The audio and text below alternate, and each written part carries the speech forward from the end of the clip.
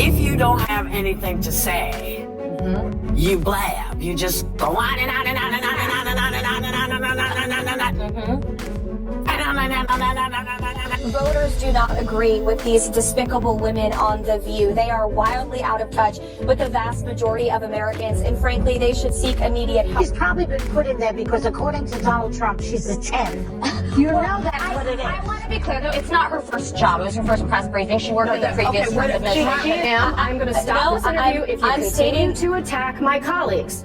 I would like to talk about Joe Biden and Donald Trump, who you work for. I am stating facts that your colleagues have stated in the past. Okay, now, I'm sorry, guys. We're going to come back out to the panel. Caroline, thank you very much for your time. In a statement afterwards, this young lady claimed her, quote, on-air snub proves that you know who will not be treated fairly in the upcoming debate. Now, do you think this is going to make people doubt whether CNN can stay objective, or is this more of the same of, everybody's against me, it's all rigged, I tell you. Is everything rigged? No, it's their MO. That's what they do. Rachel Maddow said last week, she's like, if the election is lost, it was rigged. If there's a debate, then the moderators are probably biased and they're prejudiced against me. Divisive and disgusting speech that any president, certainly in my lifetime, has ever given. He essentially waged war on half of the country by saying that we are all a threat to democracy because we believe in putting America first. It's not radical to want to put your country and your own people first. It's not radical to want to have a strong border, a strong military, and to unleash the might of your own economy, not economies around the world. You know, we have seen cultural Marxism trickling its way through every institution in this country. The public school system, the higher education university system, Hollywood, big tech, the corrupt mainstream media that I fought against in President Trump's White House are indoctrinating my generation of Americans into hating our country, hating one another based on race and gender and all of this other BS. Karoline lit onto the stage with the serene assurance that only comes from being fully aware of what was going to happen. Leavitt was not intimidated by the tense atmosphere as she sat opposite Whoopi Goldberg and the other View hosts. She had been preparing for this moment for weeks, and she was not going to let the woman who had spent years promoting a progressive narrative on national television, frequently at the expense of factual discourse, intimidate her. This opportunity was lost. As the camera started rolling, Whoopi's cold gaze locked with hers. The usual buzz of the program filled the air, but Karoline sensed the strain building. Whoopi, the self-described queen of the table, had built a living by controlling discussions, but today would be different. Leavitt had been invited to the event to talk about the newest political hot topic that had caused a great deal of division in the nation, but Karoline wasn't content to just talk about. She was determined to express her point clearly and forcefully. She wasn't here to be polite or offer a prepared answer. Whoopi began by showcasing her signature dramatic flair. Thanks for being here, Karoline, but I'm curious how you feel about the idea that conservative views are outdated and that it's time to let them go. Lit's smile remained unwavering as she leaned forward and fixed Whoopi with a piercing gaze that could break through glass. Whoopi, that's funny. You ought to inquire. Karoline started with a smooth but playful tone because, as you know, I've been considering it, and I think that perhaps your opinions are a little out of step with reality. You constantly complain about how outmoded conservative ideas are, but the truth is that your progressive ideas are collapsing under the pressure of common sense. A whisper swept across the studio audience as the other panelists gazed at Karoline with a mixture of interest and worry. Whoopi's face momentarily faltered because this wasn't the anticipated reaction, but she never backs down from a challenge. She scoffed and shot back, saying, "Oh, please, you conservatives are always clutching your pearls about tradition. Let's be honest, this country needs change, and the people are ready for it, Karoline. It's time to move forward, not backward." Karoline's mischievous eyes gleamed as she reclined in her chair, gazing straight ahead into the world where she hesitated for a moment before adding, "You know, Whoopi, maybe that's the change you're looking for, but I think I'll go with something a little more grounded in reality. Cancel culture is the norm, where people are fired for voicing a different opinion and where basic common sense is considered controversial." Listen, if you don't have anything to say, you blab. You just go on and on and on and on and on and on and on and on and on and on and on. Right. That's what you hear.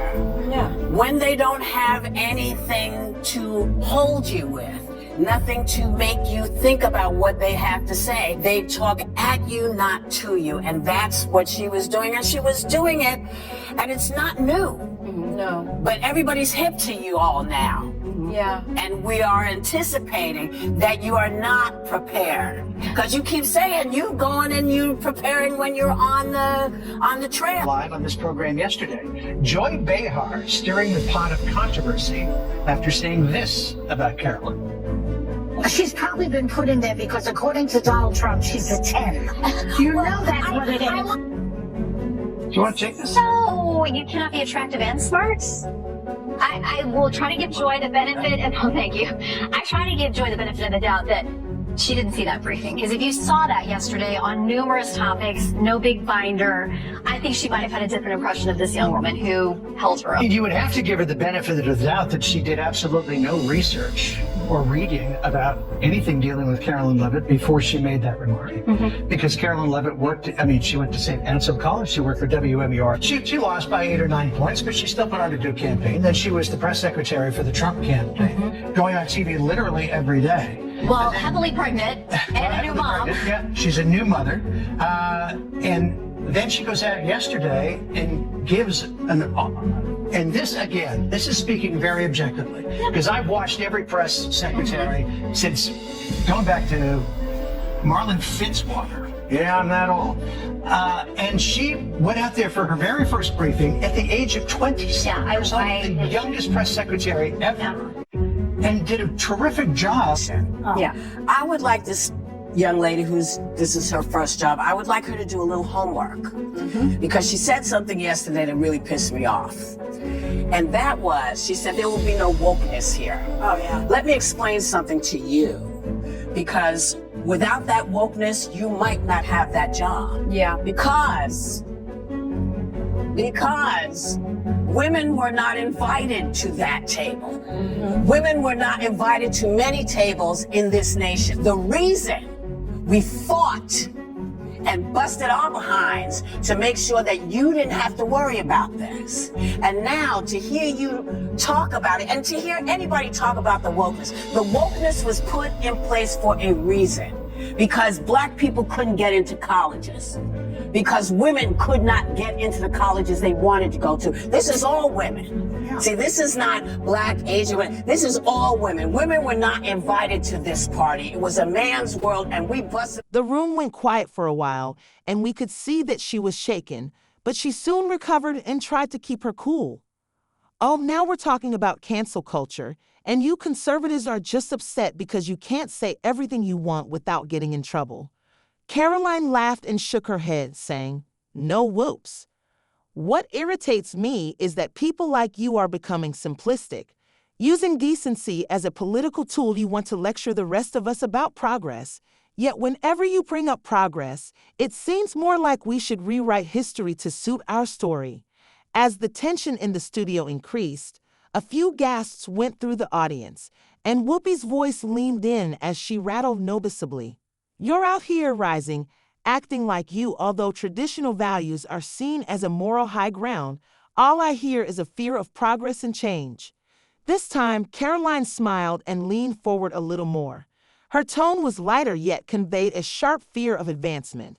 "Whoops, I'm afraid of a world where everything we've established in this nation, free expression, individual accountability, and the capacity to disagree without losing your job, is thrown out in favor of a utopia that doesn't exist."